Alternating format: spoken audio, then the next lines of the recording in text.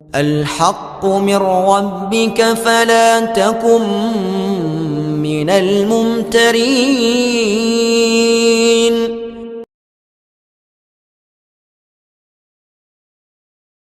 Dukun dakwah Al-Haqqu TV, pembangunan asrama, panti asuhan dan pondok pesantren Al-Haqqu, serta pembangunan Masjid Islami Center Al-Haqqu.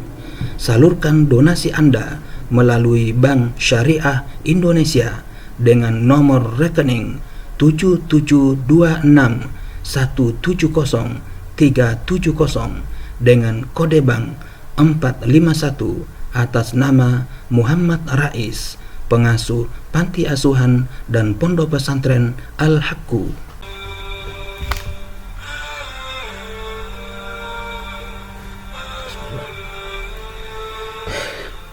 Kisah ke-6, kesenangan dan permainan.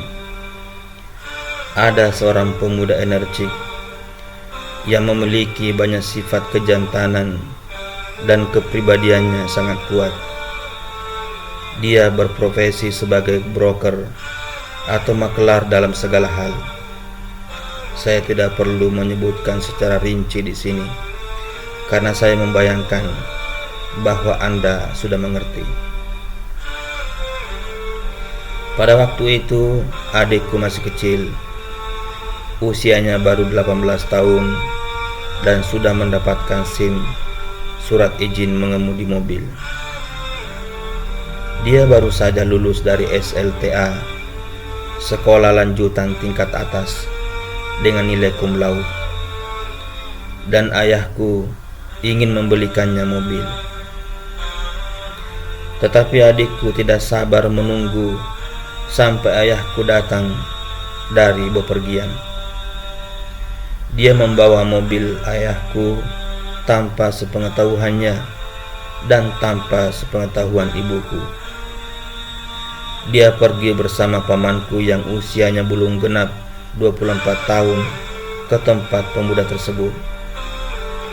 Dia meminta pemuda itu untuk mengantarkannya dan menunjukkan mobil tertentu kepadanya. Pemuda itu dengan senang hati bersedia mengantarkan adikku. Adikku termasuk pemuda yang berprestasi, religius, dan dikenal akan kecintaannya pada masjid dan kitab Allah.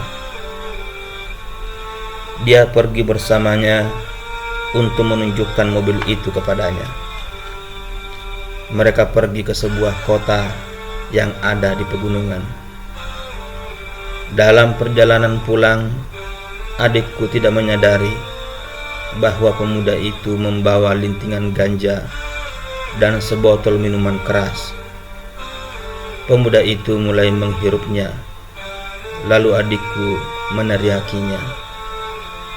"Apa yang kamu lakukan?" Pemuda itu menjawab, "Jangan ikut campur urusanku. Antarkan saja aku ke kota itu." Pemuda itu benar-benar mabuk, sementara adikku, pamanku, diam serbu bahasa. Mereka tidak mengucapkan sepatah kata pun. Tiba-tiba, seekor sapi hitam memotong jalan mereka. Adikku melewatinya dan memakinya dengan kata-kata kotor yang baru pertama kali dia ucapkan. Sampai saat ini dia tidak mengerti bagaimana kata-kata itu bisa keluar dari mulutnya. Sementara pamanku menoleh ke arah sapi itu yang ternyata sedang menatap mereka dengan tatapan yang aneh. Lalu sapi itu berlalu dan hilang dari pandangan mata. Tidak lama kemudian, adikku tidak mampu menguasai laju mobil dan jatuh ke jurang hingga menabrak sebuah pohon yang sangat besar. Ketika mobil itu jatuh bergulingan, adikku dan pamanku tak henti membaca syahadat dan istighfar. Sedangkan pemuda itu hanya mengucapkan "Oh celaka." Tetapi mereka semua bisa keluar dari mobil itu dalam kondisi segar bugar, seolah-olah mereka bukan penumpang mobil yang hancur itu. Semua orang yang melihat keadaan mobil itu tidak percaya bahwa para penumpangnya bisa keluar dengan selamat. Beberapa hari kemudian, tiba-tiba pemuda itu datang dan adikku menolak menemuinya. Saat itu, ayahku sudah kembali dari bepergian dan beliau berkata kepada adikku, "Biarkan dia masuk, barangkali dia sudah mendapat hidayah." Karena aku berpendapat bahwa Allah ingin memberinya hidayah melalui kecelakaan ini. Dan memang benar, pemuda itu langsung menangis setelah menemui ayahku. Dia mengatakan, "Aku ingin memahami apa yang terjadi.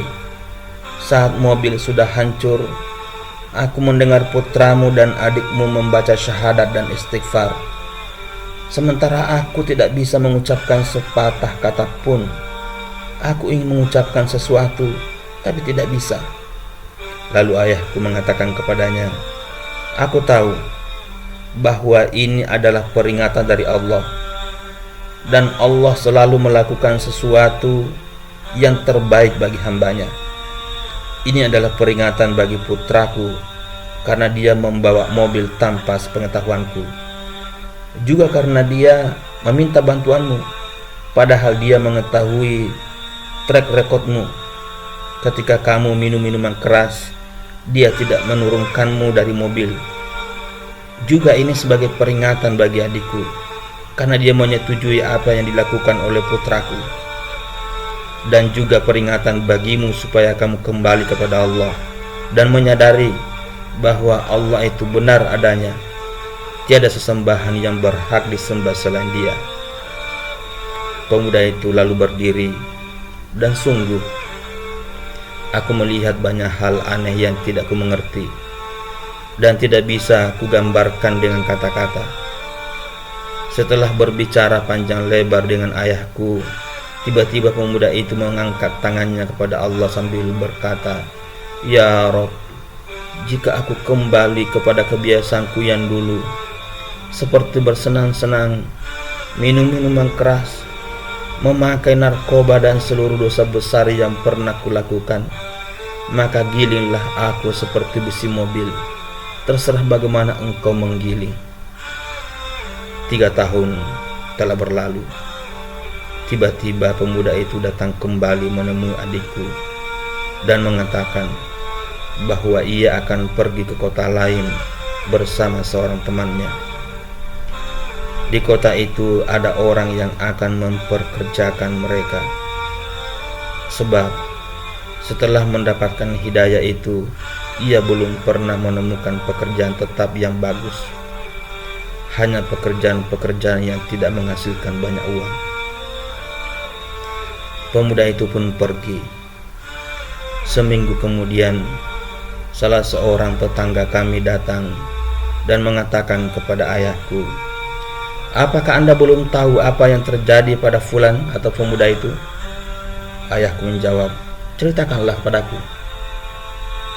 Tetangga itu berkata, "Dia mengalami kecelakaan bersama temannya, fulan. Tubuhnya hancur dan tergiling seperti kita menggiling adonan roti.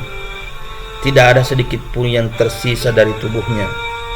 Akan tetapi aroma alkohol keluar dari mobil itu dan dari mulut temannya.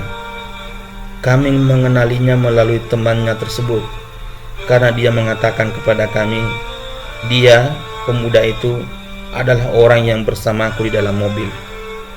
Kami juga mengenalinya dari dokumen-dokumen pribadinya." Ayahku berkata, doa yang dipanjatkan oleh pemuda itu kepada Allah, dan itu benar-benar dosa pertama yang dia lakukan sesudah ia mendapat hidayah, ternyata dikabulkan oleh Allah. Akan tetapi tidak ada seorang pun yang mau mensolatinya. Memang jasadnya tidak mungkin dimandikan karena benar-benar hancur lebur. Dia dikubur begitu saja. Begitu juga temannya akhirnya meninggal dunia, dan semua orang menolak memandikannya.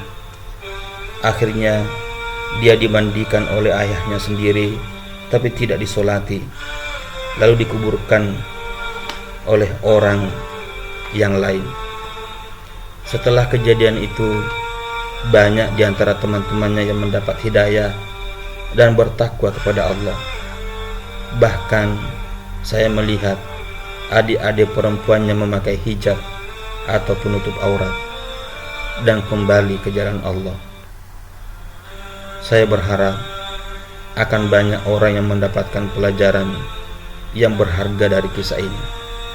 Dan kisah ini sangat populer dan semua orang sering membicarakannya.